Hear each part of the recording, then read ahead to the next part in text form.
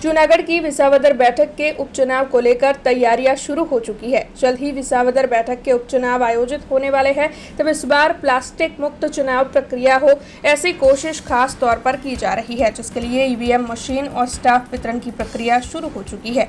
वैसे आपको बता दें कि विसावदर बैठक के उपचुनाव के लिए 294 मतदान मथक का इस्तेमाल किया जाने वाला है। तब चुनाव के लिए वहीवटी विभाग का 1500 जितना स्टाफ वितरित कर दिया गया है।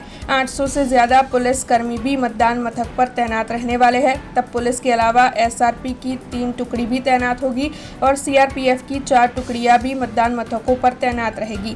3000 का स्टाफ कुल मिलाकर मतदान मथकों पर तैनात रहेगा। वैसे आपको ये भी बता दें कि विसावदर विधानसभा बैठक के उपचुनाव के तहत 161 गाँव शामिल है। तब इस बारे में जूनागढ़ के कलेक्टर अनिल कुमार राणावसिया ने ज्यादा जानकारी दी है। વિસાવદર પેટા ચૂંટણીનું મતદાન થવાનું છે અને એના અનુસંધાને આજે અમારી જે પણ પોલિંગ પાર્ટી છે એને આજે ઈવીએમ અને જરૂરી મટીરિયલ સાથે અમે વિવિધ અલગ અલગ 34 જેટલા રૂટ બનાવેલા છે અને એના મારફતે 294 જેટલા પોલિંગ સ્ટેશન છે એના તરફ આજે રવાના કરી રહ્યા છે। આજે તમામ પોલિંગ પાર્ટી છે અને ઈવીએમ મટીરિયલ પોલીસનું પ્રોટેક્શન અને જે અમારા ડેઝિગ્નેટેડ વ્હીકલ છે એના મારફતે ત્યાં પહોંચાડવામાં આવશે। ત્યાં અમારી ટીમ આજે રોકાશે। કાલ સવારે એનું જે મોકપોલ કરવાનું છે એ પ્રક્રિયા શરૂ થઈ અને સવારે 7 વાગ્યાથી જે મતદાન શરૂ થશે 6 વાગ્યા સુધી મતદાન ચાલશે।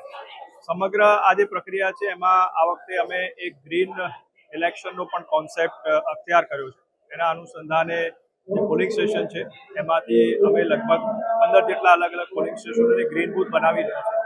મહિલા સંચાલિત બૂથ પણ અમે બનાવી રહ્યા છીએ। ઉપરાંત કોઈ પણ પોલિંગ સ્ટેશનમાં પ્લાસ્ટિકનો ઉપયોગ ન થાય એના માટે બાયોડિગ્રેડેબલ મટીરિયલ પણ આપવામાં આવ્યું છે। એટલે પ્લાસ્ટિક મુક્ત ચૂંટણી એનો એક આશય લઈ અને અમે આ વખતે આજે છે એ ચૂંટણીની સમગ્ર પ્રક્રિયા કરી રહ્યા છીએ। લો એન્ડ ઓર્ડરની સ્થિતિથી હોય કે ટ્રેનિંગની સ્થિતિ હોય કે વિવિધ રાજકીય પક્ષો સાથેના સંકલનની બાબત હોય તો તમામ સાથે સંકલન કરી અને જરૂરી ફ્રી અને ફેર મેનરમાં ईसीआई જે ગાઈડલાઈન છે એનું અનુસંધાને આ સમગ્ર પ્રક્રિયા અત્યારે ચાલી રહી છે। हमसे जुड़े रहने के लिए हमारे YouTube चैनल को सब्सक्राइब करें और नई वीडियो की नोटिफिकेशन के लिए बेल आइकॉन को दबाएं।